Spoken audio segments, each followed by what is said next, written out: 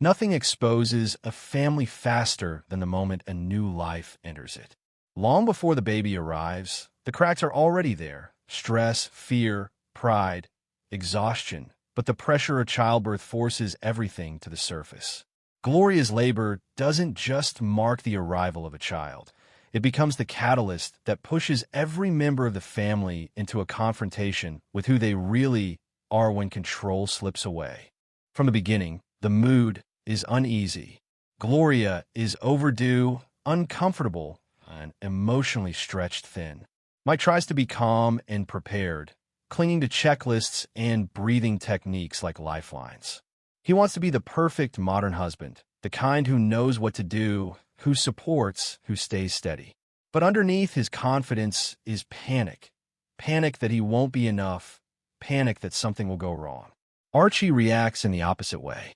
He insists he's fine, not worried at all, which immediately signals the truth. He's terrified. Archie has never handled fear quietly. His anxiety turns into irritation, impatience, and an aggressive need to assert himself. Edith, as always, stands between these emotional storms, holding hope and worry at the same time, trying to keep the family from tearing itself apart before the baby even arrives. The hospital becomes the first test. Instead of swift reassurance, they are met with confusion. Missing names, unclear directions, staff who are calm in a way that feels cold to people who are emotionally unraveling. Edith grows anxious, convinced something is wrong simply because no one seems to be moving fast enough. Archie feels insulted by the entire process, as if the hospital's indifference is a personal attack. He lashes out, complains, demands attention, because demanding attention makes him feel less powerless. Around them, other people's problems continue uninterrupted. Nurses arguing, phones ringing, mundane conversations happening alongside what feels like the most important moment of their lives. The world refuses to slow down, and that refusal makes everything feel sharper. When they finally reach Gloria, the emotional focus shifts.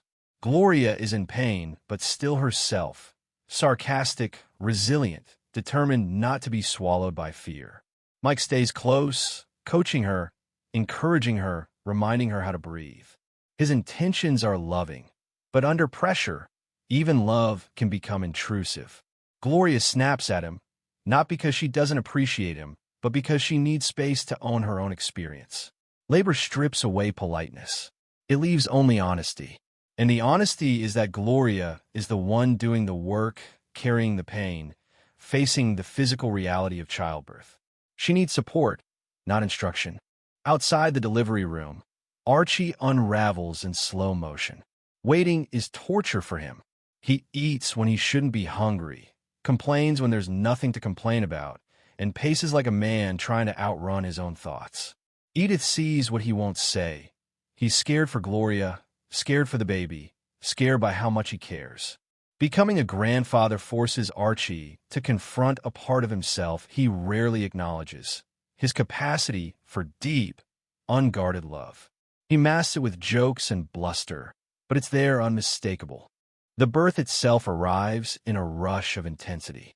The room fills with urgency, voices counting, encouragement spilling out in fragments, Gloria pushing through pain with determination and exhaustion tangled together.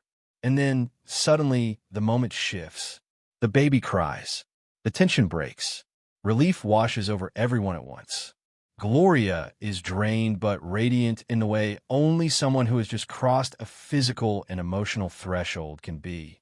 Mike is stunned, overwhelmed, and proud, holding the reality of fatherhood in his hands. In that instant, fear gives way to awe. Archie and Edith receive the news with opposite, but equally revealing reactions. Edith is openly emotional, tears flowing, gratitude pouring out of her. She embraces the joy without hesitation. Archie tries to play it cool, tries to make it sound like he expected this outcome all along, but the act doesn't fully hold. The truth slips through. He is moved. He is changed. The baby isn't just a symbol anymore. It's his grandson, a living reminder that time moves forward whether he's ready or not. But joy doesn't cancel exhaustion, and once the baby comes home, reality sets in hard. Sleep disappears. The apartment fills with crying, feeding schedules, and constant vigilance. Joey is loved instantly, fiercely, but he also demands everything. Gloria, still recovering, shoulders the emotional and physical burden of new motherhood. Mike wants to help, wants to solve problems, wants to make things easier. But his instinct to decide quickly, to take control, begins to clash with Gloria's growing need to assert herself. She feels her autonomy slipping, first to pregnancy, then to childbirth, now to endless caretaking, and she refuses to let her voice be lost inside good intentions. That tension erupts around what should be a joyful event. Their friends Al and Trudy are in town to get married on New Year's Eve. Under normal circumstances, it would be a celebration. But nothing is normal anymore. A babysitter cancels, and suddenly attending the wedding feels impossible. Mike, under pressure, acts fast. He decides the wedding can happen in their apartment. To him, it's a brilliant solution. Everyone stays connected, no one misses out. He expects appreciation. Instead, he triggers resentment. For Gloria, the issue isn't the wedding itself. It's the pattern. Mike made a major decision without truly consulting her, assuming she would adapt because she always has. Gloria is exhausted, hormonal, and emotionally raw, but her frustration is grounded in something deeper: respect. She wants to be an equal partner, not someone who absorbs the consequences of someone else's choices. Motherhood has sharpened her sense of self, not dulled it. She refuses to be sidelined in her own home. The apartment fills quickly. Guests arrive. Family members crowd in. The baby exists at the center of the chaos, fragile and real, a reminder that this space has already changed. Al and Trudy treat the situation like a grand adventure, laughing at the absurdity of it all. Mike scrambles to manage everything: host, husband, father, friend, while Gloria tries to hold herself together under the weight of it all. The humor remains, but it's layered over something serious: the struggle to renegotiate roles now that life has fundamentally shifted. During the ceremony, Mike reads a passage about marriage, about being together without losing oneself, about standing side by side rather than overshadowing one another. The words land heavily. They aren't just for the newlyweds. They echo directly into Mike and Gloria's conflict. Love, the passage suggests, is not about control or efficiency. It's about balance, listening, and respect. In that moment, the lesson becomes impossible to ignore. When the guests finally leave and the apartment quiets, the family barely has time to rest before Archie's next drama begins. A man arrives with a business proposition, an invention promising convenience and profit. Archie, desperate to feel relevant and powerful in a world that keeps shifting under his feet, is immediately hooked. He sees opportunity where others see risk. He dreams of success, recognition, and financial victory. Edith, grounded in reality, hears only danger. She questions the logic, the financing, the timing, especially now with a new baby in the family. Archie bristles at her resistance, interpreting it as doubt in him rather than concern for their future.